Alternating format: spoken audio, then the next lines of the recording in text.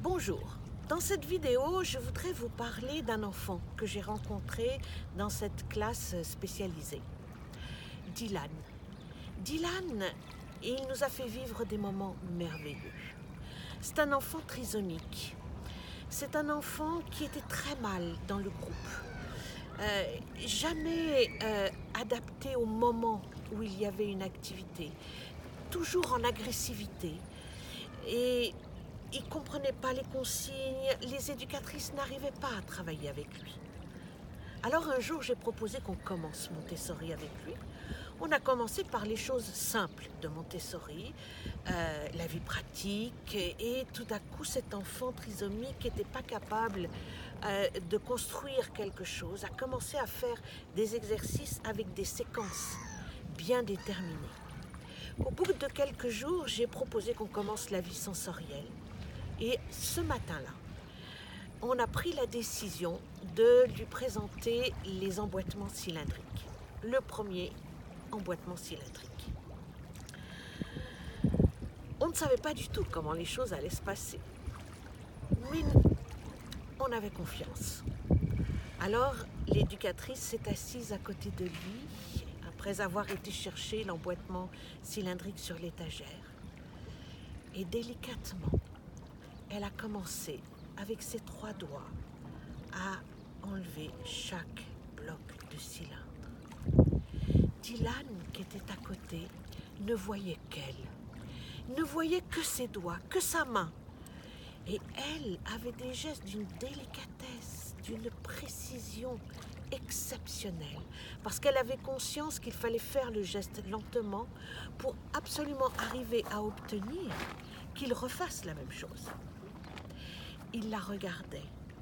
Parfois, il souriait. Parfois, quand elle a sorti le plus petit, il a porté sa main avec un sourire, comme si elle lui faisait une blague. Sur son visage, tout était calme et paisible. Il était content, il était heureux, il attendait. Son corps ne bougeait pas, juste ses yeux et sa tête. Et puis, au bout d'un moment, elle lui a proposé de refaire le matériel.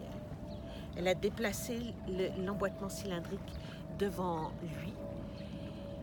Et alors, il s'est mis au travail, avec des gestes encore plus doux, encore plus lents, avec tant de précision que c'en était touchant. Je le regardais faire et je me disais, il travaille mieux que les enfants de ma classe. Comment c'était possible ?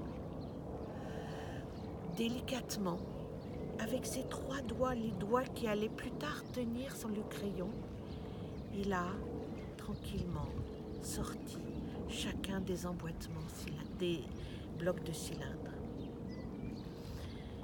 Et je le regardais, si tranquille, si paisible, lui qui était si agité en classe.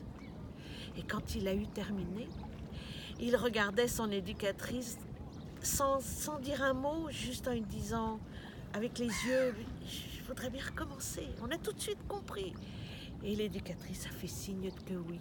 Il y avait entre eux un vrai dialogue sans mots. Une vraie relation sans qu'aucun mot ne soit prononcé. Juste dans les mouvements et le regard. Il a refait le travail avec autant de précision et de délicatesse.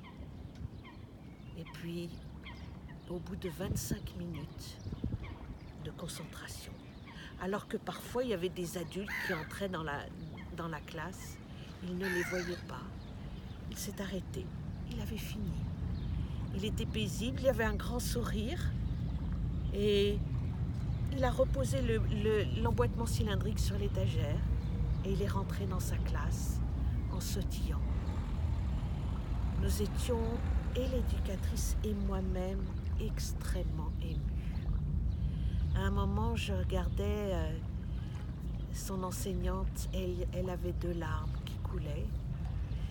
Et quand il est parti, elle m'a simplement dit, et quand je pense que j'ai dit à ses parents la semaine dernière qu'il ne progressait plus, c'était pas vrai.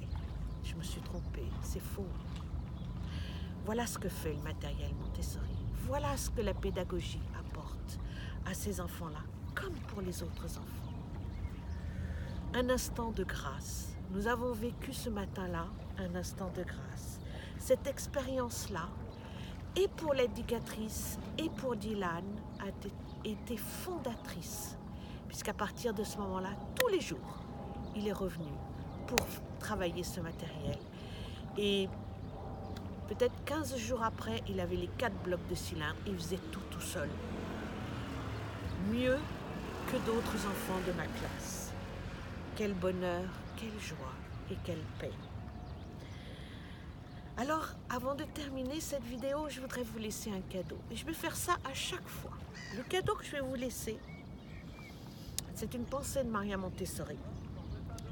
Elle dit ceci dans l'un de ses livres. Nous avons commencé avec des méthodes éducatives et culturelles pour l'enfant. Et nous avons découvert qu'il est notre maître. Ce jour-là, Dylan a été notre maître.